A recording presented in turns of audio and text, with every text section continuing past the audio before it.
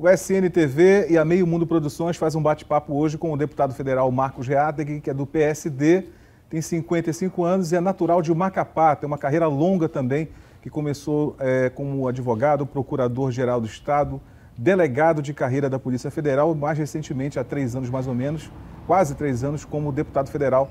Deputado, obrigado pela presença aqui no projeto SNTV. É uma satisfação estar aqui, Célis, para conversar um pouquinho sobre essa trajetória política e de vida aqui no nosso estado do Amapá. O senhor, antes de ser, quer dizer, esse cargo de delegado da Polícia Federal, eu acho que é um dos cargos mais almejados assim nos cursinhos preparatórios, nos concursos públicos. Como é que foi que o senhor passou assim para a sua preparação? O senhor estudou durante muito tempo, como é que foi?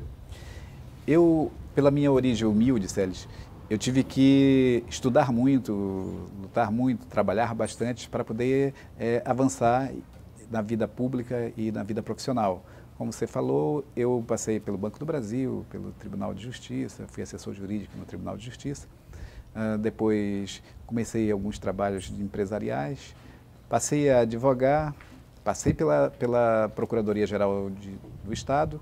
E os meus filhos quiseram estudar na USP, em São Paulo, então, por isso eu tive que me submeter a um concurso público. Foi quando veio a ideia, em 2001, de prestar concurso para delegado de Polícia Federal. E eu tive sorte, fui um dos primeiros colocados no concurso. E no final de 2001, cursei a Academia de Polícia no Distrito Federal. E o senhor ficou durante quanto tempo na Procuradoria-Geral do Amapá? Iniciei os trabalhos em 2003 e fiquei até 2009. Deputado, foi nessa época que o senhor era procurador do Estado que o Amapá começou essa batalha que foi vitoriosa esse ano, né? Que foi ter reconhecido o direito de receber quase 300 milhões de reais que o Amapá deixou de arrecadar de ICMS com a Petrobras. Por que o Amapá tem esse direito? Célis, nós iniciamos alguns trabalhos de recuperação de dívidas contraídas pelo Estado e também essa questão da Petrobras. Antes de eu falar da questão da Petrobras, nós tivemos uma redução, por exemplo, da única dívida que o Estado tinha no período em que eu estava à frente da Procuradoria-Geral do Estado, que era a dívida previdenciária. Ela caiu de cerca de 300 milhões para cerca de 70 a 100 milhões em função da contratação de alguns profissionais qualificados. Então, nós conseguimos a vitória em relação à questão previdenciária, que em torno de 200 milhões o Estado do Amapá ganhou. Nós tivemos também uma vitória em relação ao PASEP, que eram alguns valores que tinham sido recolhidos e que nós buscamos reaver. E, por último, nós também conseguimos uma vitória muito grande em relação a créditos de ICMS que tinham sido indevidamente, eu diria até ilicitamente, tornados afastados em benefício da Petrobras e em prejuízo do Estado do Amapá. Quando eu assumi a Procuradoria, eu analisei esse caso e concluí o seguinte: o Estado do Amapá, um Estado que é pobre, que estava iniciando ainda a sua vida política, não poderia abrir mão de ICMS sem nenhuma contrapartida e sem nenhum interesse em favor de uma empresa que era uma das maiores do mundo até bem pouco tempo, que era a Petrobras. E foi isso que o Amapá fez. O Amapá disse, olha, não precisa pagar ICMS. Isso foi em que governo isso? Foi no governo do senador João Alberto Capiberibe. O procurador-geral de Estado, na época, era o Dr. Rubem Bemergui, e foi feito um decreto se abrindo mão desse dinheiro. Veja, teve uma parte que não foi possível recuperar, porque já tinha sido alcançada pela prescrição. Mas boa parte do valor, cerca de 300 milhões de reais, esse escritório que foi contratado conseguiu reaver já no Supremo Tribunal Federal. Mudando um pouco de assunto agora, deputado, um dos grandes problemas sociais que nós temos e urbanos aqui em Macapá são as áreas de ressaca, que são as nossas favelas, né? Todo mundo diz isso. E o senhor tem uma proposta de promover uma audiência pública para consultar a sociedade sobre uma ideia que é construir passarelas, digamos, ecologicamente corretas, é isso, dentro de áreas de ressaca, com destinação de esgoto também. Como é que é essa ideia? Explica para a gente. Célis, com base nesse problema que todos nós conhecemos, de que as pessoas mais humildes procuro essas áreas de ressacas porque elas não podem ser habitadas em princípio. Nós buscamos, junto a alguns engenheiros da USP, um estudo nesse sentido, de como resolver o problema dessas populações.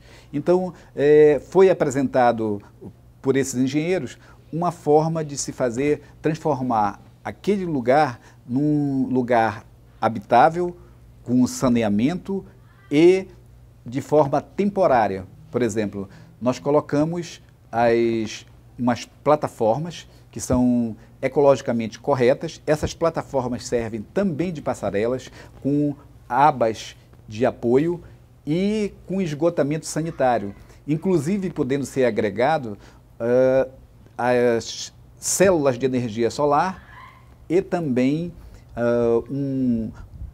os estufas, aparelhos que servem para fazer com que os resíduos sólidos sejam trabalhados de maneira a não restar nenhuma agressão ao meio ambiente.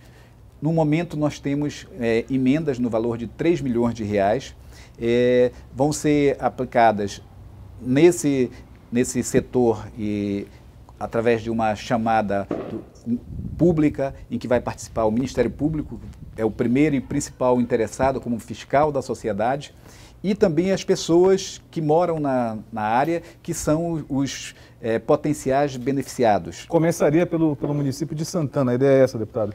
Isso, nós pretendemos, tanto no Elesbão quanto, se eu não estou enganado, Ambrósio. Uhum. São os dois locais por onde foi destinado inicialmente. Deputado, o senhor começou também a discutir, hoje está se falando muito na instalação da unidade de Barretos, do Hospital do Câncer de Barretos, aqui em Macapá, uma unidade móvel, né, uma carreta para fazer todos os exames, atender os municípios do estado, e também uma unidade fixa aqui, e o estado já também se comprometendo a fazer uma nova UNACOM. Tem dinheiro para tudo isso?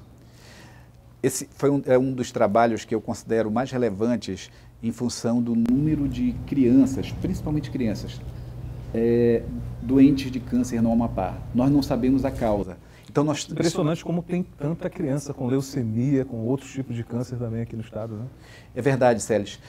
Quando tem um adulto, um senhor de idade, uma senhora de idade, nos comove, mas quando é uma criança comove muito mais, porque nós somos preparados pela natureza para enterrar os nossos antepassados e não os nossos descendentes. E o Amapá precisa de pesquisa. Então, fomos atrás e conseguimos trazer, com o apoio aí da bancada, deslocar 22 milhões para trazer o Hospital de Câncer de Barretos, que é uma instituição especializada, que tem hoje, está na ponta da pesquisa mundial. O que ela vem fazer aqui no Amapá? Ela tendo essa unidade fixa em Macapá, onde está concentrada a maior parte dos habitantes, e uma móvel para andar pelo interior, ela faz a pesquisa para identificar a origem e faz os protocolos de tratamento. Isso é muito importante, porque fazendo aqui no Amapá não precisa deslocar, não precisa do TFD para ir para outros estados, quando separa aquela pessoa doente que já está debilitada e com a distância dos familiares fica mais debilitada ainda. O que muita gente não entende ainda, deputado, é o seguinte, é que apesar de ser uma referência o Hospital do Câncer de Barretos, e eu acho que esse é o maior ganho, né? Ter essa equipe aqui, treinando o pessoal aqui também para dar o atendimento. É uma referência o Hospital do Câncer de Barretos. Mas o que muita gente não entende ainda, e tem muita crítica em relação a isso nas redes sociais, é que o Hospital Metropolitano, que se chama Hospital Metropolitano hoje, que começou, na verdade, com o projeto original de ser o Hospital do Câncer, ali na Zona Norte, né? As pessoas passam por ali e ainda enxergam aquele prédio como um símbolo de desperdício de dinheiro, de tempo, de recurso. E as pessoas se perguntam, por que não investir esses 22 milhões na conclusão, aparelhamento desse Hospital do Câncer, que depois já virou Hospital Metropolitano, enfim, uma confusão só. Ninguém sabe se é o Estado, inclusive, se é a Prefeitura que tem que terminar essa obra. É verdade. Essa é uma pergunta muito pertinente pelo seguinte, foi um projeto muito ambicioso para fazer o Hospital Metropolitano para tratamento de câncer. Só que quando nós vamos tratar de uma doença como essa, nós precisamos de uma técnica avançada, de estudos, de cientistas. Só para dar um exemplo, o Hospital de Câncer de Barretos tem mais de 100 mil tumores cancerígenos em estudo. ou seja, as células cancerígenas, para saber por que aconteceu aquilo, qual a origem. E nós não teríamos nesse hospital todo esse conhecimento e mais ainda a tecnologia que precisa estar ao lado desse conhecimento para gerar a cura e o tratamento ou a amenização da doença. Portanto, essa é a diferença. O Hospital do Metropolitano passou um período enorme sem avançar e, inclusive, o desenho dele hoje já não é mais qualificado para a instalação de um hospital de câncer. Então já não é viável mais terminar aquele hospital? Já não é mais viável. Qual seria o destino dele, então, né? Para outras finalidades que não o câncer, é possível. Talvez para uma unidade de pronto atendimento ou algo do gênero, para consultórios. Uma clínica de especialidades, né, como é o HCAL, Isso. Por exemplo, onde teria pediatra, ginecologista, oftalmologia. Exatamente. Poderia ser assim também. O governo do estado disse também que vai utilizar recursos do BNDES também já para iniciar as obras lá na Unacom, também, que também faz parte desse complexo todo, desse aparato todo que está se dando para tratar, para acabar com esse sofrimento, acabar com esse negócio de ter que sair daqui do Amapá para fazer tratamento de câncer. Tem muita criança que sai daqui viva e volta morta, né? Infelizmente. Deputado, obrigado pela presença no projeto SNTV e só pode se despedir do internauta, lembrando que o internauta, você internauta, pode continuar sugerindo também entrevistas dentro do projeto. Eu quero agradecer a oportunidade e dizer à população do Amapá que nós, políticos, precisamos estar sendo sempre cobrados. Isso é fundamental para que nós não nos acomodemos e continuemos trabalhando. Não se pode apenas ter esse contato, ter essa relação no período que antecede ao pleito eleitoral. Todo dia vá lá, cutuque o seu político, cutuque todos, faça com que ele venha dizer o que ele está fazendo, o que ele está produzindo e como ele está gastando o dinheiro público. Nem precisa cutucar pessoalmente. Nas redes sociais, lá, a assessoria vai ver que ele está sendo cutucado e vai chegar nele a sua reclamação, com certeza. Obrigado, deputado, mais uma vez. Até a próxima.